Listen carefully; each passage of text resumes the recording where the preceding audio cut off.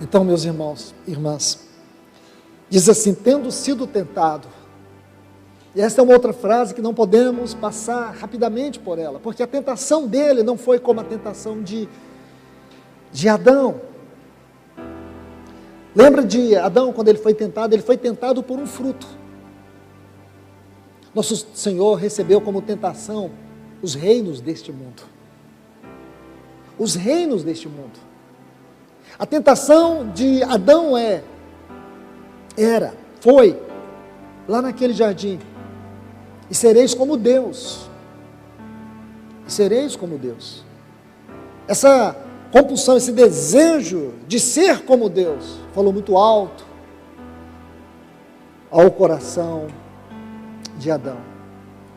Jesus ouviu: se és.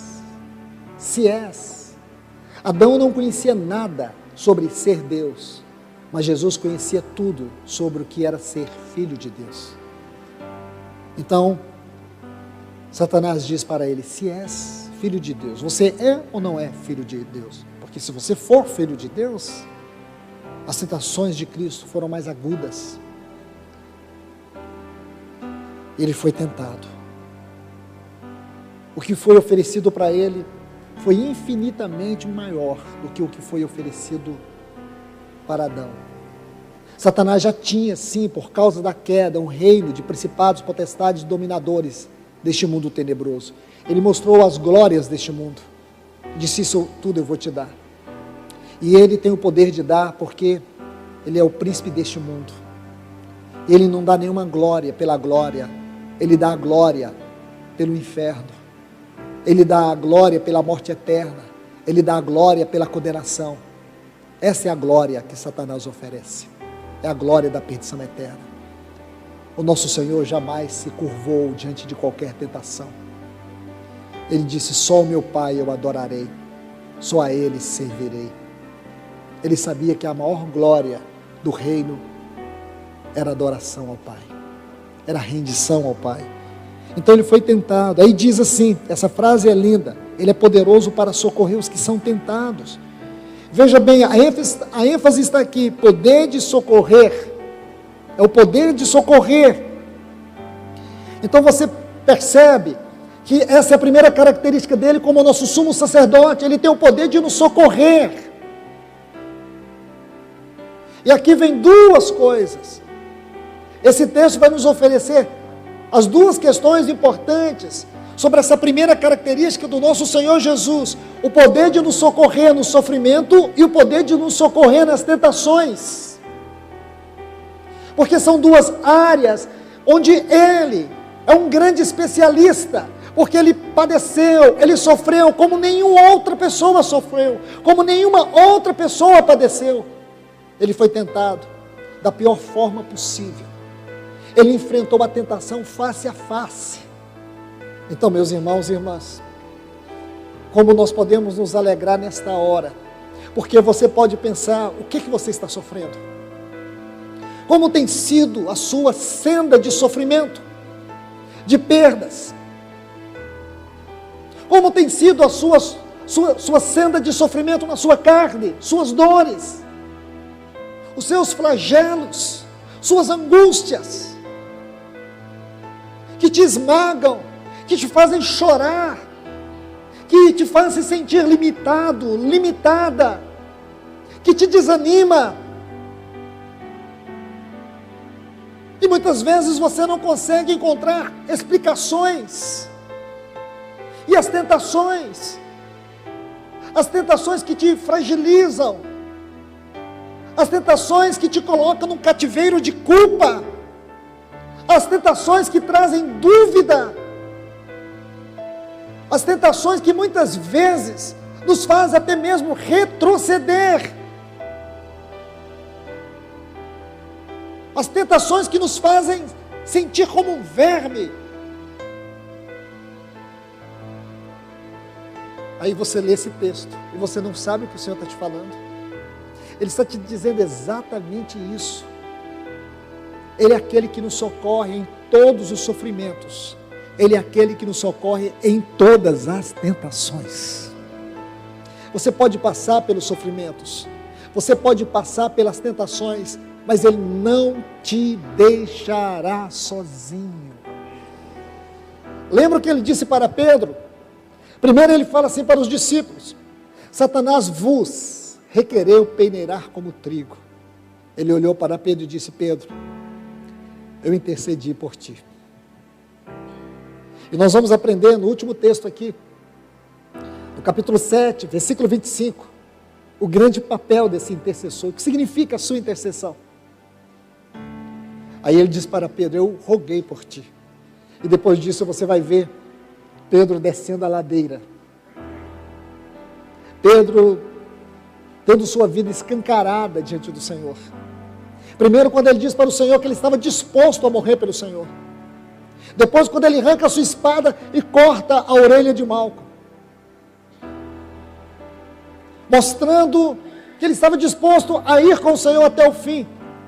E depois ele é humilhado, envergonhado, exposto diante de uma serva. Quando ele olha a face do Senhor e vê a face do Senhor esmagada, quando ele vê o Senhor sendo esbofeteado, quando ele olha para o Senhor e vê aquela ovelha muda, quando ele olha para o Senhor e não vê nele nenhuma onipotência aparente, quando ele olha para o Senhor e não vê o poder emanando das suas palavras, Pedro se acovarda. Pedro chega a dizer que não conhecia. Pedro chega a espraguejar diante daquela serva, rejeitando o Senhor. E depois nós vemos Jesus olhando para Pedro, e quando Pedro percebeu aquilo, a Bíblia diz que ele saiu, isso está em Lucas 22, e chorou amargamente. Então Pedro vai descendo a ladeira. Pedro fracassou. Pedro fracassou, ele não foi capaz de seguir o Senhor até o fim. O Senhor havia dito: aquele que me negar diante dos homens, eu negarei diante do Pai. Então Pedro deveria ter, penso eu, essas palavras cravadas no seu coração: eu neguei, então ele vai me negar, ele já me negou. Talvez fosse isso que estivesse na mente de Pedro, de desistir. Porque em Lucas 5 o Senhor disse: Pedro, a partir de hoje tu serás pescador de almas, renuncia à tua profissão. Mas lá no final do Evangelho de João, ele chama os seus amigos e diz: vou pescar. O texto grego ali, a locução é enfática. Ele estava dizendo: voltarei a pescar, retornarei à minha vida de pescador. E ele pescou a noite toda, tentou, não pegou nada. Mas o grande mestre, o amado mestre, vai até a praia. É como se ele dissesse: Pedro, se tu fosses o único homem perdido, eu teria feito tudo isso só para te salvar. Lembra que ele disse para os discípulos, no Evangelho de Marcos, quando ele manda anunciar aos seus discípulos sobre a sua ressurreição, ele diz a todos que eu vou encontrar-me com eles na Galileia, e a Pedro, porque Pedro estava disperso, com certeza. E o Senhor se empenha. Irmãos e irmãs, eu me atrevo a dizer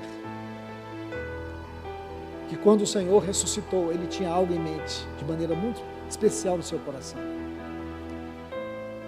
E atrás de Pedro. E Ele teria ido atrás de Judas, se Judas não tivesse tomado decisão da sua vida. Ele estava atrás de Pedro. Eu me atrevo a dizer isso.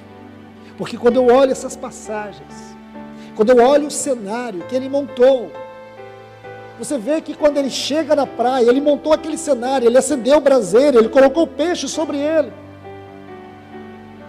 Ali tinha vários discípulos, ou várias pessoas com Pedro, mas dá a sensação que só tinha uma pessoa para Jesus ali. Pedro, ele não fala com ninguém, não está registrado que ele falasse, ou que ele tivesse falado com alguém. Ele não fala com ninguém. Ele chama Pedro e diz: Pedro, você me ama. Porque o objetivo dele agora era conquistar os afetos de Pedro para sempre. Esse é o nosso Senhor. Eu quero te falar que esse é o sumo sacerdote que você tem. Ele não desiste de você. Ele sabe que você e eu, que nós somos fracos. Quando Ele nos vê descer a ladeira, Ele coloca o seu coração sobre nós. Ele fará de tudo para nos atrair para Ele.